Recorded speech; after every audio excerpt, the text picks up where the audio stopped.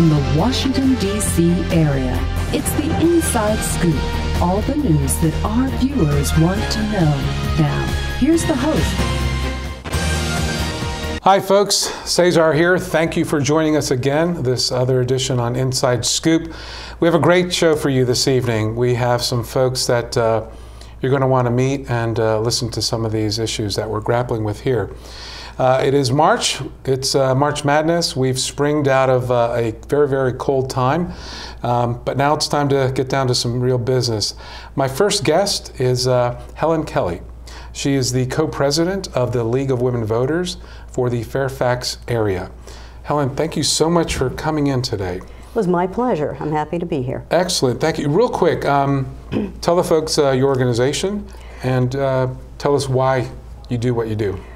We are the League of Women Voters of the Fairfax area, and I work with the League because the League works on issues that are not just abstract issues. Right. They affect real people and real people's lives. Yeah. And that's why we put on that Firearm Safety Forum yesterday to discuss suicide prevention and domestic violence. Yeah, I heard that was pretty informative for a lot of folks. It was very interesting, and it was very well received by most of the people who were there. Good. What prompted you all to do that?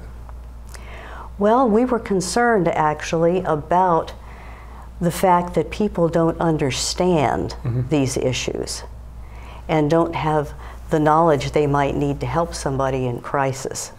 Well, they're related, as I understand, right? I mean, you may have... Absolutely. For example, in a domestic violence situation, the victim is more likely to die if the abuser has a firearm. Right. Right. And I was also surprised to learn that pet abuse is related to domestic violence. I heard this. Elaborate a little bit on that so people kind of get the connection, the correlation. Okay. Often an abusive relationship is about psychological control on the part of the abuser. And often he will harm or kill the family pet to get back at the victim. Now, I say he advisedly because women are 25% of the abusers, men are 75%. But whoever is the abuser, we are happy to know that Fairfax County now has a pet haven as well as a shelter where the victims and the children can go to be safe. That's heart-wrenching, but that's great to hear. And these agencies or departments kind of work together? Absolutely. Okay. They are coordinating their efforts, and they are continuing to coordinate. As you probably know from any organization you've worked in, it's difficult to get everybody in the same organization on the same page. Sure. But when you're working with several different organizations, it takes a little longer to pull things together and to make sure everybody is doing the same thing and working together and communicating with the other organizations. Sure. So what role do you all play in kind of helping that move forward, or people getting informed and educated? What sort of things are you doing? For example, we held our Firearm Safety Forum yesterday. We also publicized this. The League actually has a very active domestic violence committee, and they actually participate in the Domestic Violence Prevention Committee, part of Fairfax County government. And we put out reports on the issue, we study it, we talk about it, and we try to publicize it so that people will know how they can help in a situation. Okay. What sort of things, you've got like a plan from year to year, quarter to quarter.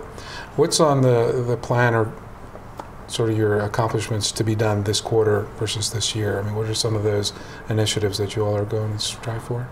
Well, one of the things we would like to do is we support nonpartisan redistricting. That may sound a little off the mark, but yeah, why is that important? It's important because if the districts are drawn to preserve the incumbent's seat, it's not up to the voters. The incumbents are not choosing the officials. You're preaching to the choir. I just wanted to know what your take was on it. Yeah, so absolutely. just again, for the folks at home, this is an issue that we talk about all the time on the show.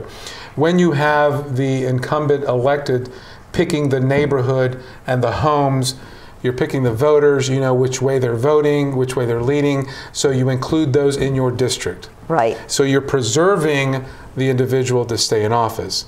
Right. Bad for democracy. Absolutely, because it's supposed to be a government of the people, That's by right. the people, and for the people. That's right. But if the incumbent is not being chosen at the ballot box, right. He's being chosen. He or she.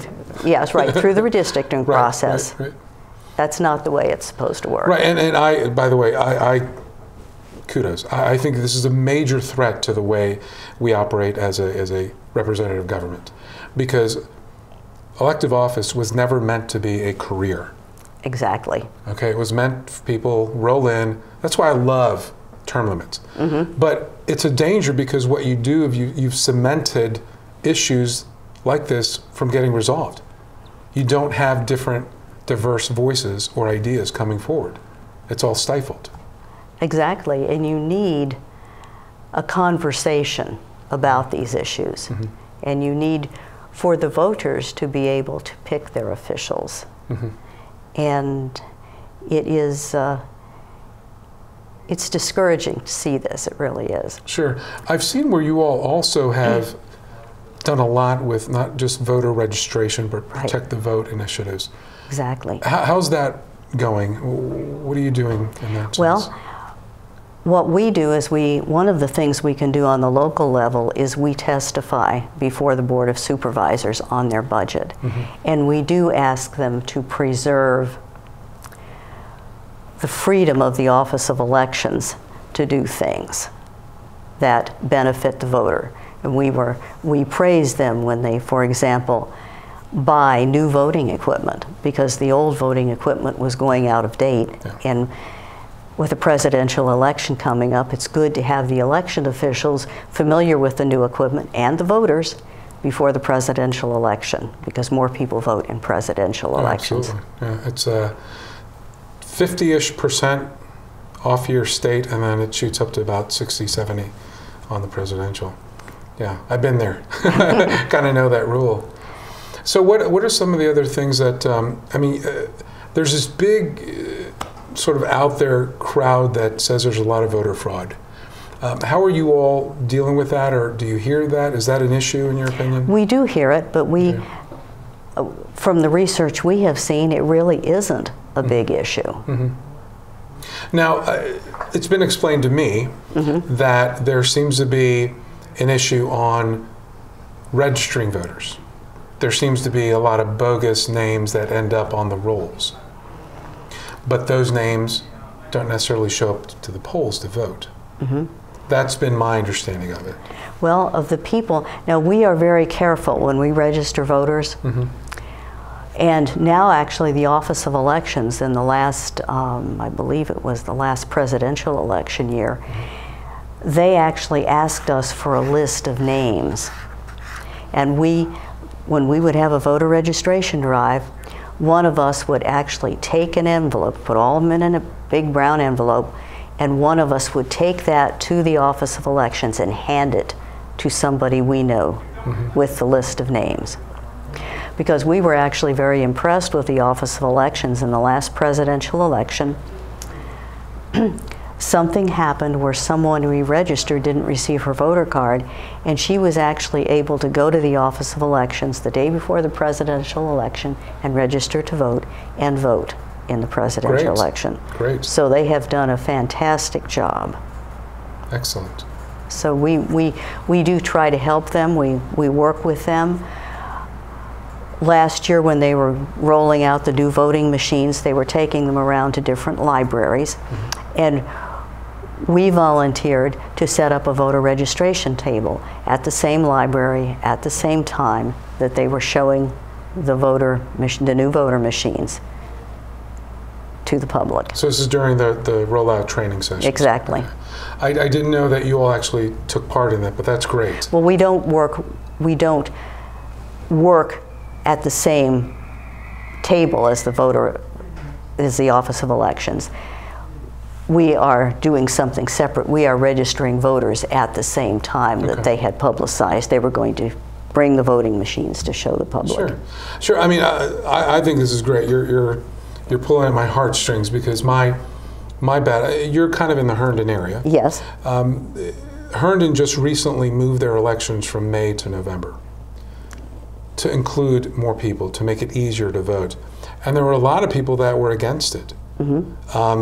I don't get why anyone would really be in favor of that. I mean, I think I do. It's a cynical view, but I love what you're doing. It's all part of our true democracy. More voices, more representation.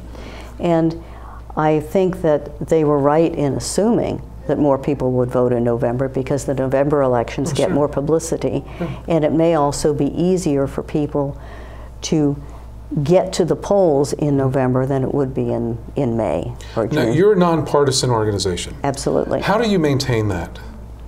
Well, we actually have a nonpartisan policy, and we do not endorse a particular political party or particular candidates. We mainly concentrate on issues, and we do have a position on the issues, but we do not endorse candidates, and we have to be very careful actually when we're partnering with other organizations. We have to be aware of their activities and whether or not they endorse candidates and what their partisan activities might be. Great. What are we going to do? What are you going to do in terms of this year? Anything specifically targeted with the General Assembly? Any bills that you'd like to see move forward or go away specifically? Well, we are hoping that the governor will veto the voter ID bill for people applying for an absentee ballot, because the Office of Election has no photograph to compare the photograph to, so we think that's a make-work. As chairman of the party I represented, I actually filed litigation. There was a whole host of things that some people on one side decided to introduce to make it more difficult for people to actually vote, either in person, early, absentee, by mail, and that's one of them, by the way. Well, and it's sad, because I had heard of one case, and this was a few years ago, where a World War II veteran was robbed, and he couldn't get a new driver's license without a birth certificate, no birth certificate without the license. Yeah. And that happens a lot. And I'm glad you're on. I'm glad people are getting to know what you're doing, and we'll have the contact information out. Helen, thank you so much, folks. We'll be right back with our next guest. Art, a universal language, an expression of culture, of self. And now, thanks to Empowered Women International, a way for emerging and established immigrant and refugee artists and artisans to find hope to earn a living while enriching the lives of all of us. Empowered Women International, making a better America every day. For more information on Empowered Women International's educational programs, or to make a tax-free donation, contact cfrip at AOL.com.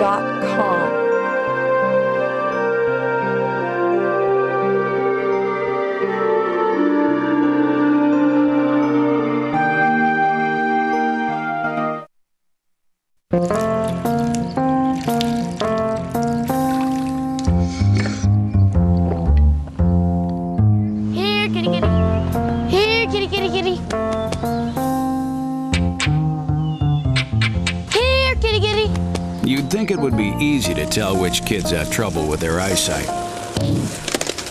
But that's not always the case. Even though 1 in 4 children may have a vision problem, eye doctors tell us the symptoms aren't always so obvious. We do know that 80% of all childhood learning is visual. And without good vision, kids can have trouble learning to read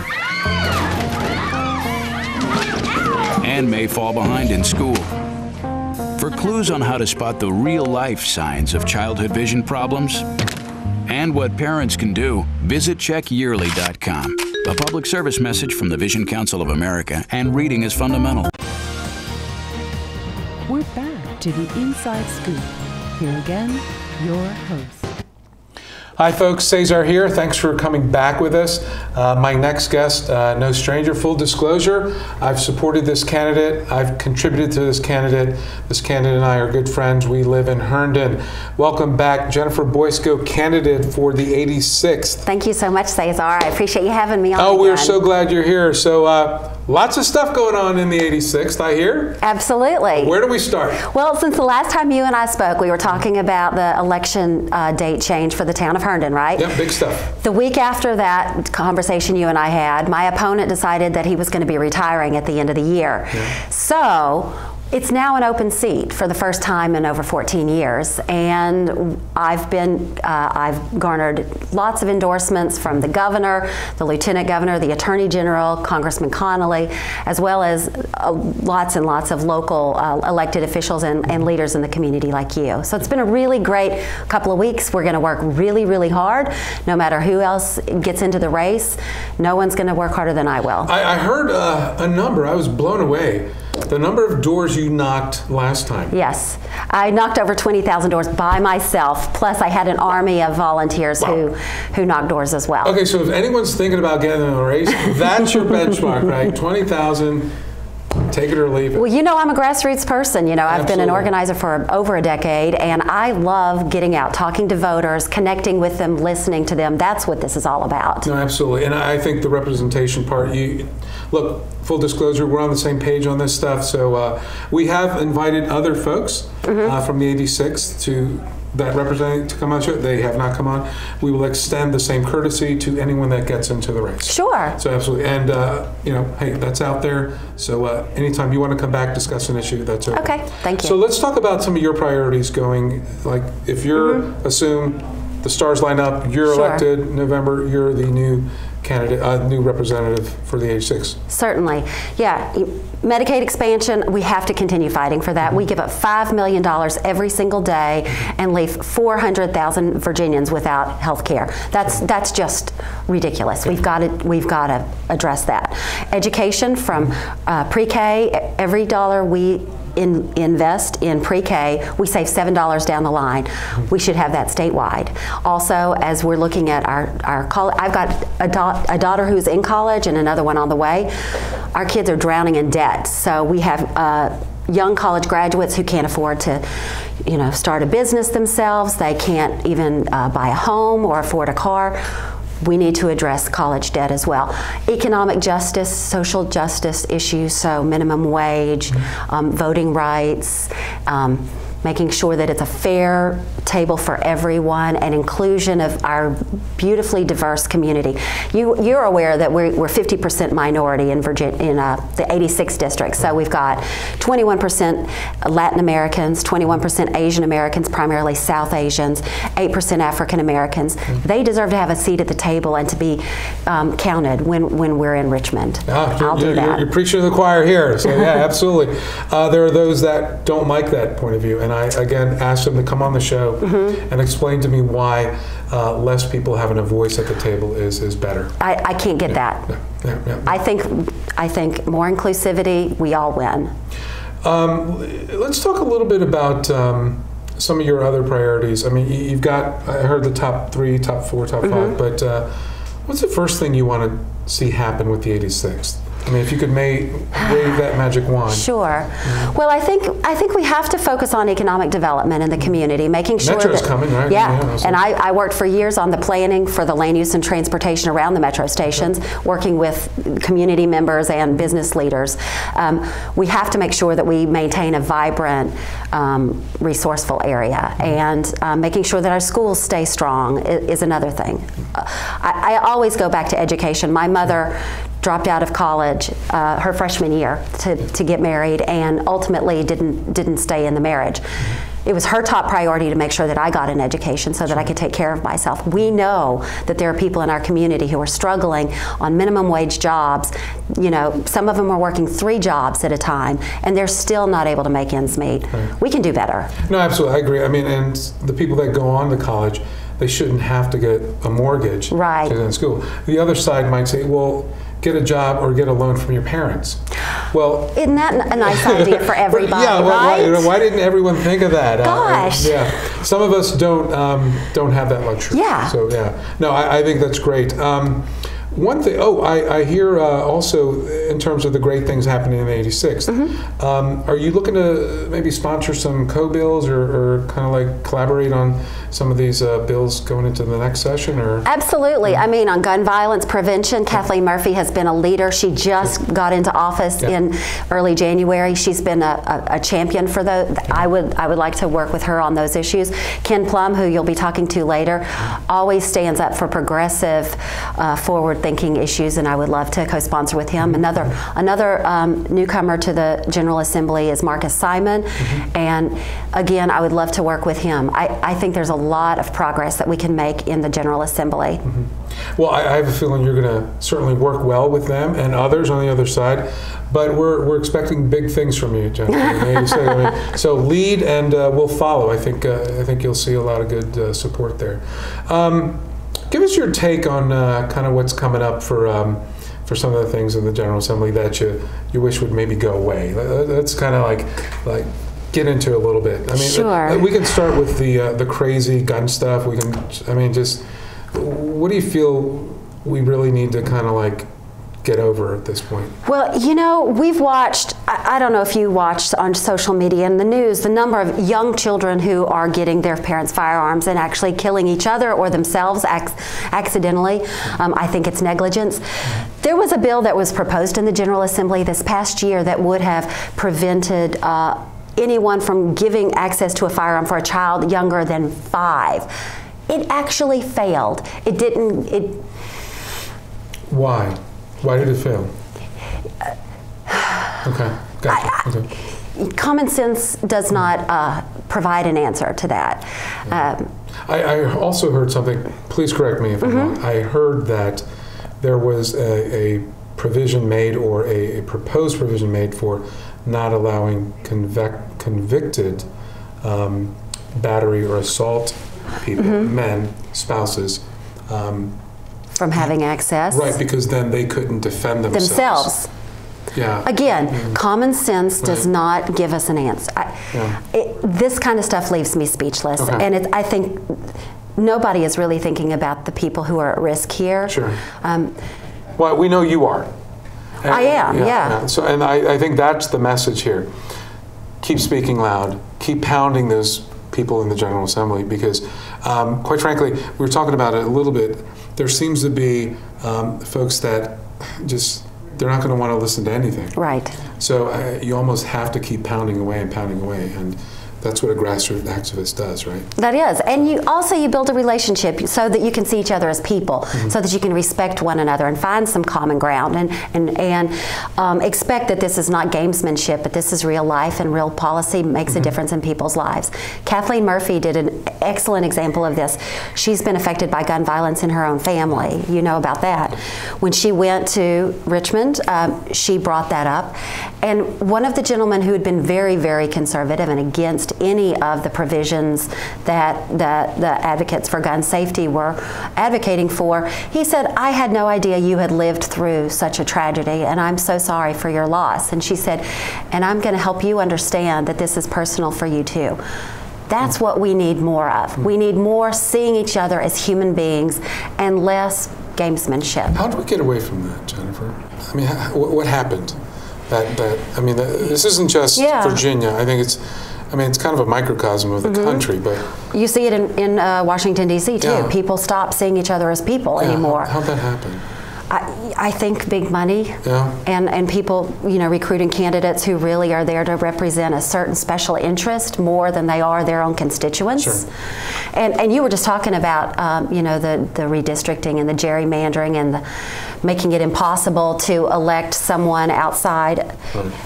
That's got to be addressed. I hope the folks at home, I mean, you've heard me talk about this, but it is down to a science. It is. Where I, as an individual, can pick what street, what neighborhood, what house is in my district. Right. And I can make sure those voters are in my district, so they vote for me. And then you can carve out the ones that you didn't like in a little swirly. Yeah. So yeah, if anyone out there thinks that's good for democracy, please, I will dedicate an entire show for you to come on and talk about this.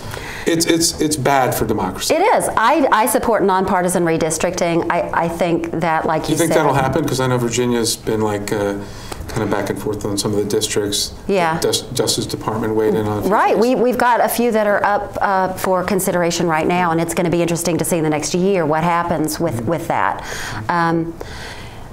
I think to make any progress, we're going to have to elect more Democrats to get a voice, because right now the Democrats have no voice beyond just standing up and speaking out.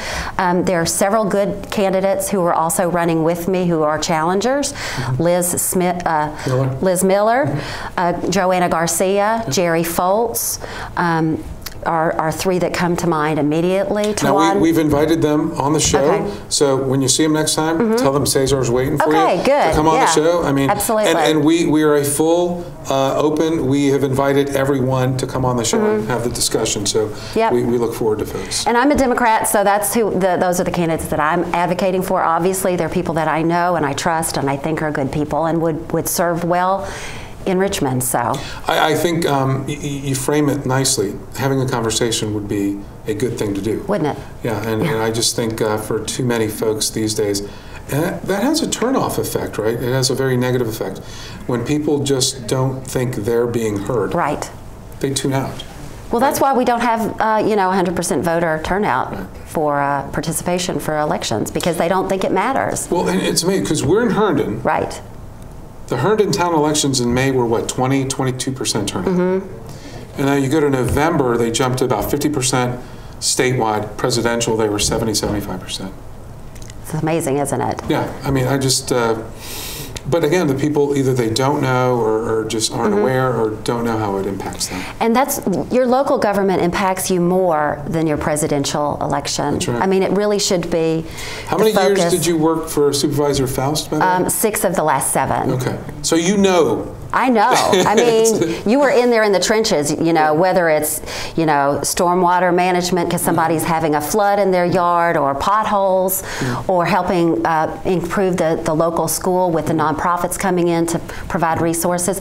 You really have to sit around the table with representatives from the different neighborhoods to hear what they're concerned with. And Jennifer, while we have, real quick, I'm so impressed with your shoes. Talk briefly on that, why you did that. Sure. Well, that's been, actually it was started with the Council for the Arts, which collecting shoes for the students at one of our local elementary schools, because kids were coming in barefoot, in flip-flops. We can't have barefooted people in Fairfax. Yeah. Jennifer Boysko, thank you. Thank you for having me. One day these rats were playing in the woods. One of some matches and that's no good. Listen to smoke before you give it a try. Only you. Don't play with matches. Don't play with fire. Cause there's nothing very funny about ripped off money. Nothing very nice on a homeless mind. So if a gorgeous force is what you desire, don't play with matches. Don't play with fire. Only you can prevent wildfires. Fire. Why don't you just wash your car at home? When I wash my car, everything runs down the street and down into the storm drains. With all the chemicals in the soaps and waxes, the last thing I want to do is poison my own drinking water. At least here, it's all contained and recycled on site. That's why I also take my car in for oil changes instead of doing it myself. I might take a chance on spilling stuff. You know what the best part is? What? More time to kick back and watch the game. How far would you go to protect the planet? I want you to build an ark. Here we go. Okay, that's good. Oh, okay. Ow! Maybe there's another way. People, the flood is imminent! Is it too much to ask for a little precipitation? Go to fightglobalwarming.com to find out what you and your community can do to reduce global warming pollution.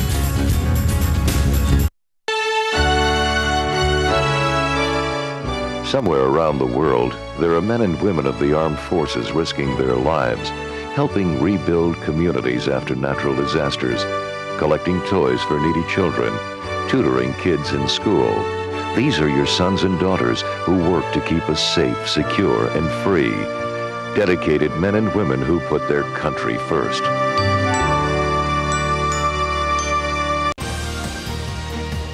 We're back to the Inside Scoop. Here again, your host. Hi folks, Cesar here, back again. Thank you for joining us. My next guest probably needs no introduction. Full disclosure, I've contributed to his campaign a couple times. Ken Plum is the House of Delegate representative in the 36th District. And he's been there, I think, 34 years, sir. Does that sound right? 34, which happens to be the longest serving member of the House of Delegates. Congratulations, sir. Thank you. Congratulations. And in terms of contributing my campaign, you'll have another opportunity this fall. Oh, thank you very much. You know what? I'll get the checkbook later. And no, thank you so much for coming on. Thank you for doing this show. It's an important public service that you do, and the Fairfax Public Access volunteers. You've been great over the years bringing the issues to the public. And I particularly want to commend you tonight for the program that you have as it relates to gun violence. You know, it's an issue that people don't necessarily like to talk about. In fact, sometimes they're fearful of talking about it, but it's an issue that needs our attention. Passions run deep in this. Passions run deep, and I'll tell you, in Virginia, we need to be aware of the fact that we now have hit a significant nexus of where more people will be killed by gun violence than will die in traffic accidents in Virginia. And when you reach that kind of point, you say, enough's enough. We've had the experience of Virginia Tech. We have incidents of young children being killed. It's time for us to have some common sense, practical kinds of solutions to gun violence. We're not talking about taking away people's Second Amendment rights. We're not talking about gun control.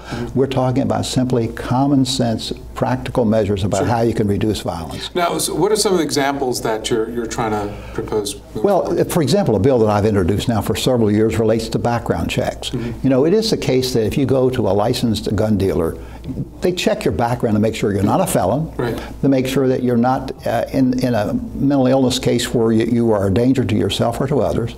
And if you pass that test, you can buy a gun. Sounds reasonable. Perfectly where's reasonable. the loophole, Ken? The loophole is you go to a gun show. If people selling at the gun show who are not licensed dealers don't have to do that background check. Why is that, Ken? It's simply because the proponents of gun rights, those people like the National Rifle Association, the Virginia Civil Defense League, don't want any kind of regulation at all. Irrespective of the consequences of what's happening in our society, they continue to oppose those bills. My bill, for example, when it came before the committee, and I simply said to them, I really want a level playing field, that if you buy a weapon, you should be able to pass a background check. We require at licensed dealers, let's require it in other sales as well. I had probably a dozen different groups, including the League of Women Voters, the Interfaith Centers, the Brady campaign, all come and provide, I thought, compelling testimony. To the credit, I will tell you that the subcommittee at least gave us an opportunity to provide testimony. In past years, that's been sometimes difficult to get.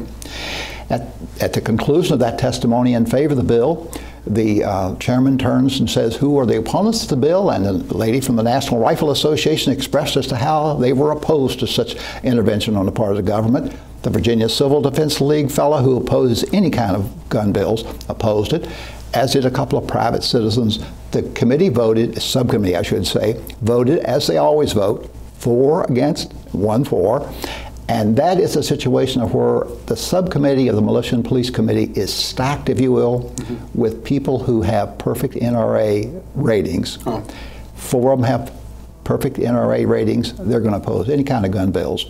And what we're going to need to do is to continue to have a public dialogue where we say to people, it doesn't make sense to have 5-year-olds shooting a 3-year-old. It doesn't make sense that we have people, as a League of Women Voters study that you've talked about earlier tonight, pointed out, there's a 500% more likelihood that if someone who has a temporary detaining order, that is to say they've been in a domestic dispute, detaining order's been issued, if that person has access to a gun, somebody is much more likely to be shot by that gun. Some people don't believe in data and facts. Well, we had again a common sense bill that simply said that if someone is enough of a threat to another person that a detaining order can be issued, you can't have access to a gun. Right. Most people would say, well, that makes sense. If you're a danger to that person, you shouldn't have access to a gun. That bill passed the Senate. To the Senate's credit, passed the Senate, came to the House. That same subcommittee voted 4-1 to not pass the bill. But I think discussions like you've started tonight, discussions like the League of Women Voters study, which is, of course, a totally nonpartisan, objective look at what happens with gun violence, that as we get more of that in the public discourse, then we'll see people who will be asking, individuals in the community, will be asking candidates for office, how do you stand on an issue like this? Yeah, help me understand the rationale, because if I want to drive a motorcycle, it's different from driving a car. I have to have the training to drive a motorcycle legally. Yeah. What do people say is so different about obtaining guns, or what's different about owning a gun? They fall back to the fact that there's a Second Amendment that says that in order to maintain a militia, you can have access to guns. Right, but I don't want to be part of militia. Right. So. But there's that interpretation, that means then that everybody should have a gun. Right. And in fact, there's those people who argue that the way you make the community more safe is to arm everyone. And that's insanity, and we all know it's insanity. But Cesar, the significant thing about this is to have people like Jennifer Boysko, you just talked to. Jennifer understands this is a serious issue. She understands that it's a concern to her constituents, and she has the willingness to stand up and talk about it and take a position on it.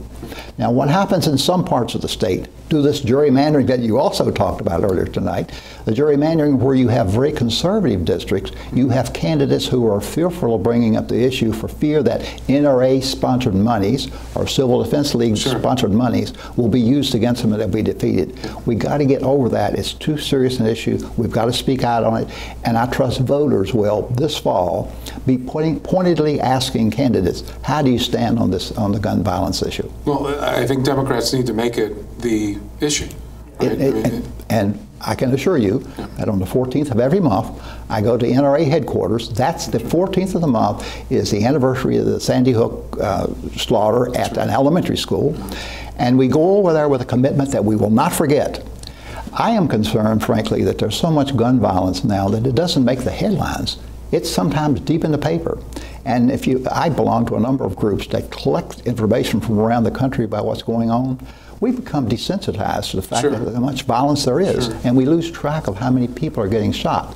So we got to get that out as being an issue. I had heard that the NRA is very much, in favor of anyone doing anything with a gun, quite frankly, and that's fine. That's their view. But I'd heard that they don't allow employees to bring guns into the office.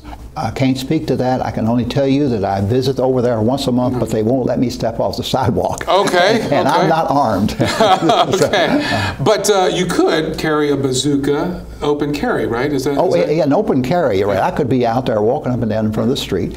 And I will tell you that on lobby day for the gun folks, I have regularly, I've had as many as a half a dozen people, all with guns and holsters on their hips, in my office, talking to me about gun issues. That's safer, right? I suppose it's safer for someone. It certainly doesn't add to my sense of safety. I think you touched on it there. There are some people, quite frankly, some people believe it. That's true. They live in fear of something, and I think that's what motivates some of the behavior to support some of these, as Jennifer and you have said, some of these bills that just, quite frankly, shouldn't exist.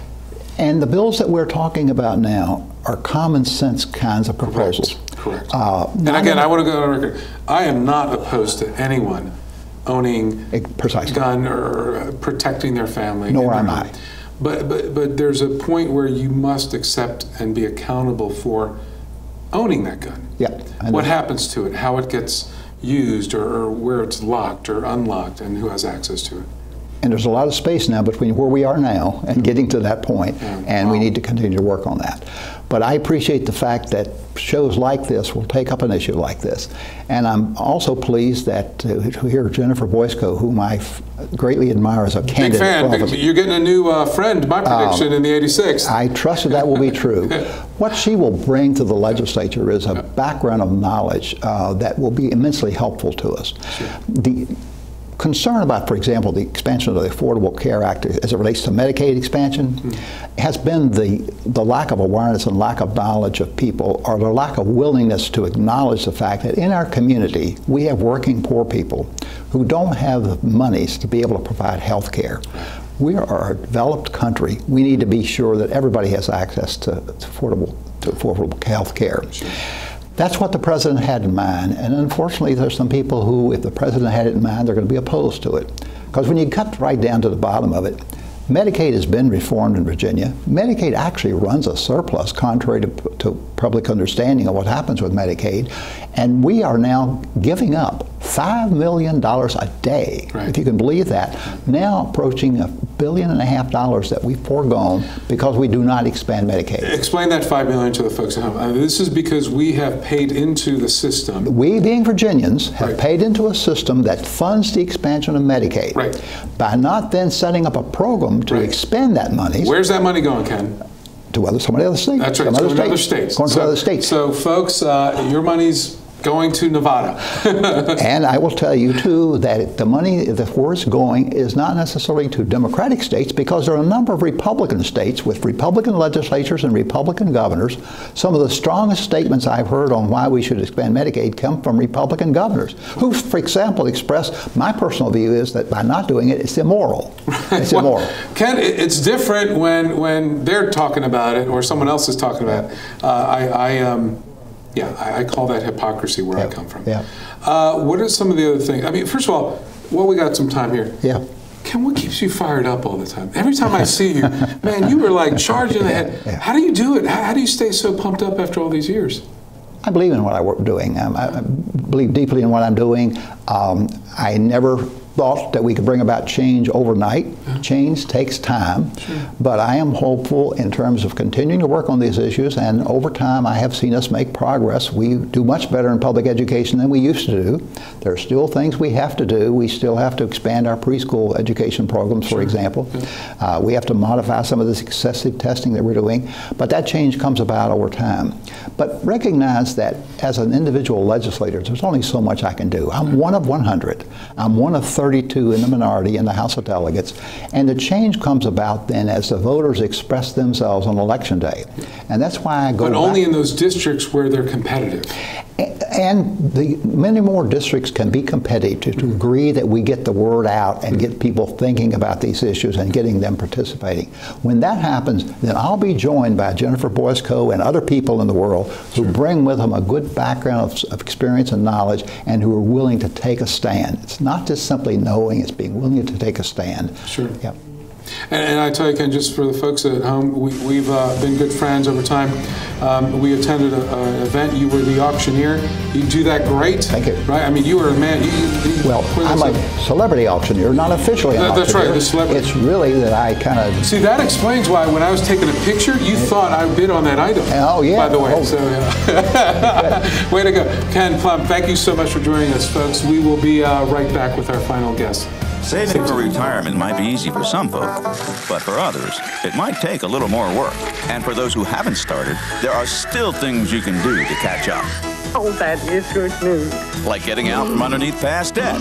And don't get wrapped up with high-interest credit cards. Get you some eyes. Be diversified with your investments. Don't put all your eggs in one basket. Your financial goals are not out of reach. The choice is clear. For a happy ending, choose to save. Everyone with alcohol and drug addiction is in the same boat.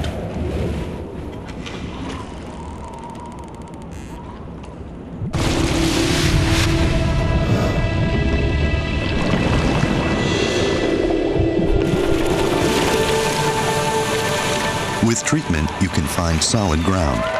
For drug and alcohol information and treatment referral for you or someone you know, call 1-800-662-HELP.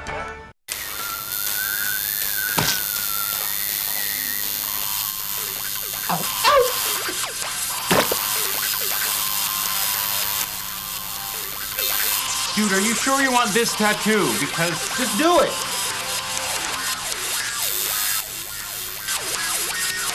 Some mistakes in life are permanent. Like hearing loss. To learn how to protect your hearing, visit asha.org. You've probably heard about heart disease, but did you know that it's the #1 killer of women?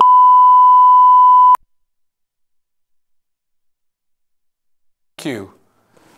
Our next guests have just joined us. A couple activists from the gun prevention organization here. I think we're live.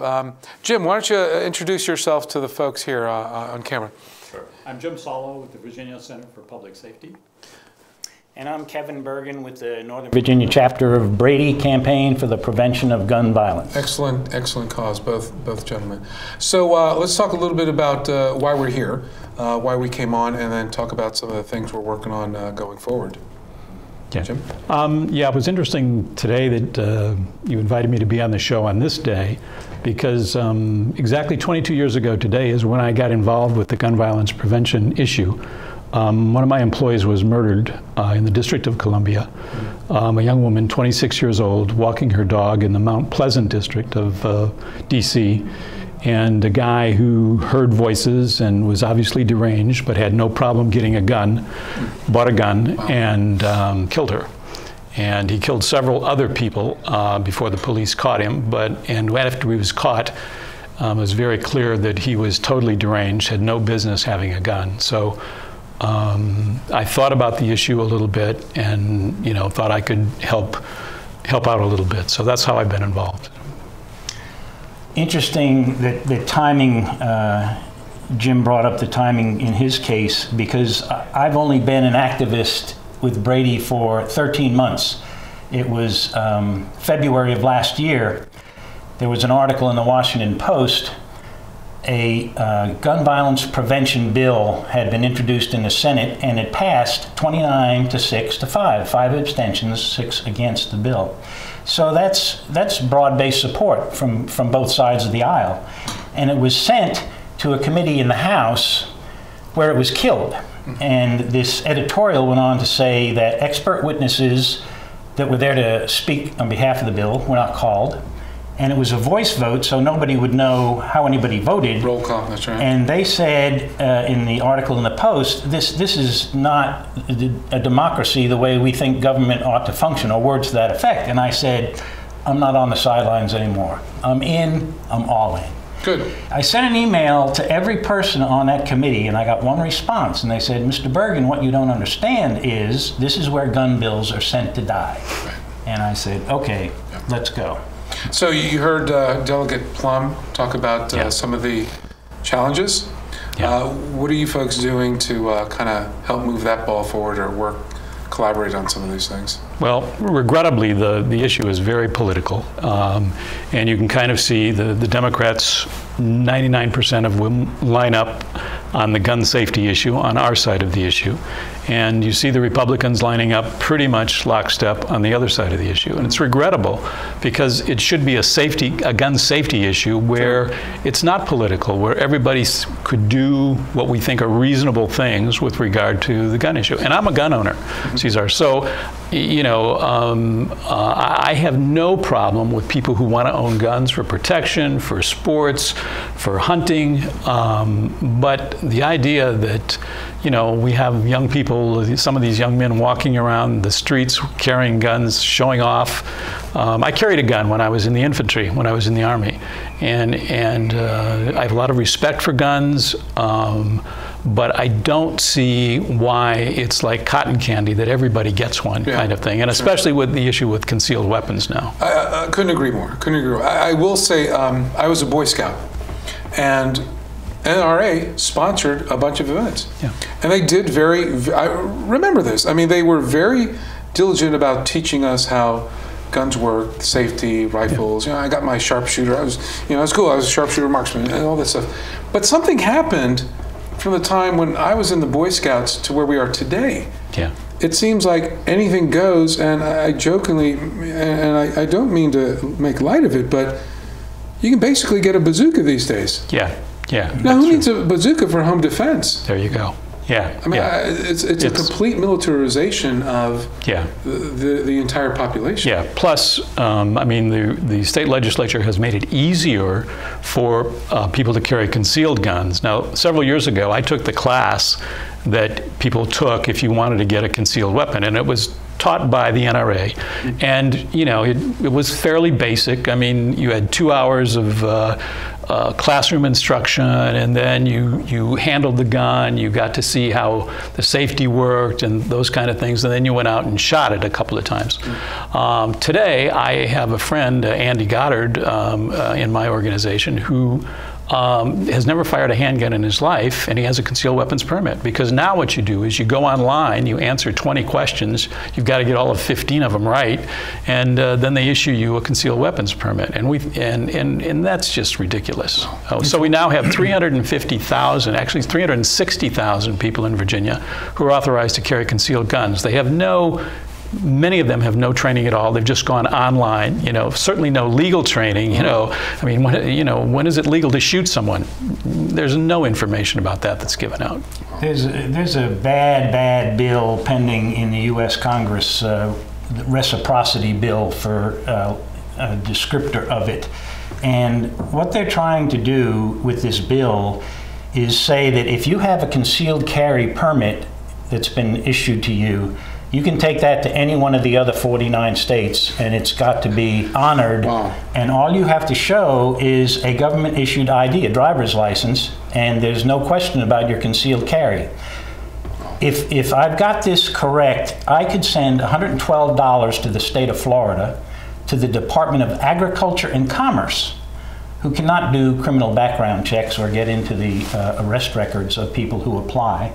And they will send me my concealed carry permit, Agriculture and Commerce. That would allow me to take that gun and buy a gun and off I go to wherever I want. Okay, wow. That bill is pending in Congress. It's in the Judiciary Committee. Yeah. Well, let's hope smarter, more balanced heads in the Senate. Cooler heads prevail. Yeah. Yeah. Wow. That's amazing. How did we get here, by the way? I mean, what led us to? Well, I think the NRA has taken a very deliberate, step-by-step approach, and they've gotten their members very active politically. They support people who support their position, and many people today are busy. They have young families, children. They have their jobs. They have family affairs that they're going to. And I think, I run into people all the time that have no idea what the situation is regarding gun violence prevention legislation in the state. And so I think we appreciate you having this program so that we can talk to people about it a little bit. Hopefully, get them active on the issue. It seems that people only pay attention when you have a tragedy. Yes. Well. This is an in-house, in my family story, with names eliminated.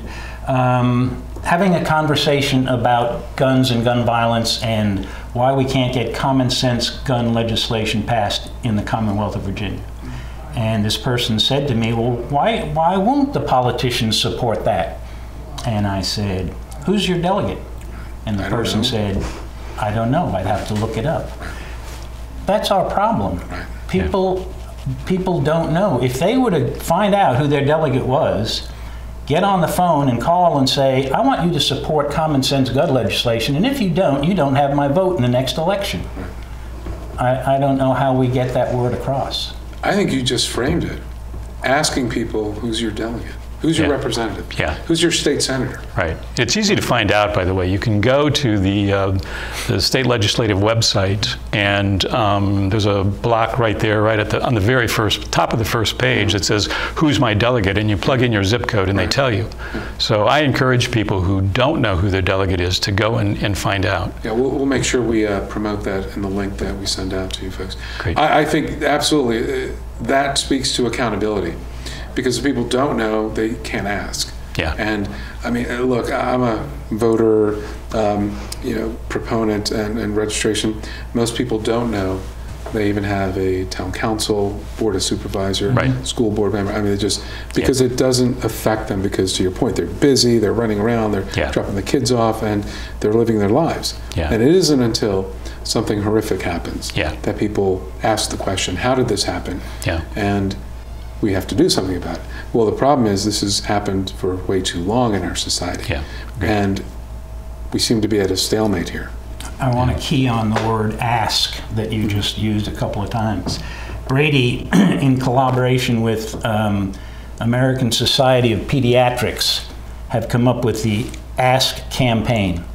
The Ask campaign is when you send your kids off to a friend's house that they have not visited before, that you don't know, you say, in addition to, are there any large animals? Elizabeth is afraid of large animals. Tommy's got peanut allergies. Are there weapons in the home? Are there guns in the home? Great. Are they secured? Are they locked up? Does the child have access? You ask question after question after question until you've got enough information to make your decision. Go and have a good time, enjoy the party. That is it's actually an emotional tug for me, if you would explain it to a parent. Why aren't you asking? You're telling them, Tommy's allergic to peanuts. Do you happen to have a gun in your house? Is it locked up? Is it It's safe? a tough question for parents to ask, but they have to get over that, because if you think about it, you could be saving a life. Your child's life or somebody else's. I think Delegate Plum said something about 3-year-olds shooting 5-year-olds, 5-year-olds shooting grandparents. I mean, come on, secure those guns. Well, why aren't we asking that question now? That's well, brilliant. it's usually after the tragedy when we're asking those kind of questions. We're much a reactive sort of society. Regrettably. People hate to proactively deal with things, again, because they're so busy. What's your hope this year that things get done in the General Assembly? Well, Ken Plum put in a really good bill, HB 525, to close the gun show loophole, and that's the primary thing we would want to do. One of the major problems is access to weapons, and as a responsible gun owner, I don't see why people resist these background checks. And Ken put in a bill to require everyone who bought a gun to undergo background checks, especially at gun shows. For folks at home, you should know that most of the guns used in violent crimes in New York, Pennsylvania, other states, originate in Virginia.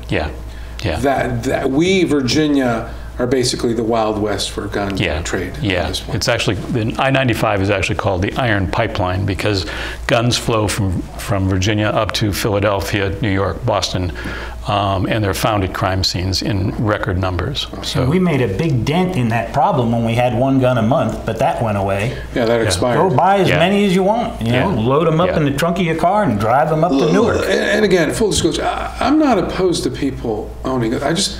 I'd like there to be some sort of screening or sanity check or before people are buying tons and tons of hollow point bullets. I mean, at some point, a weapon isn't just going to be a firearm. As we progress, technology progresses, these things are going to be more and more lethal. And we just have to kind of proactively think about where these things. Gentlemen, thank you so much. I welcome you back. Please come back, invite you back anytime. Thank you. I'm sure we'll be talking about this before. So thank you. Thank you very much. Thank you. Absolutely. Thanks for having us on the show. You guys are great. Okay. Thank you so Very much good. Okay, Cesar. Thank you. Hopefully this will raise a few people's awareness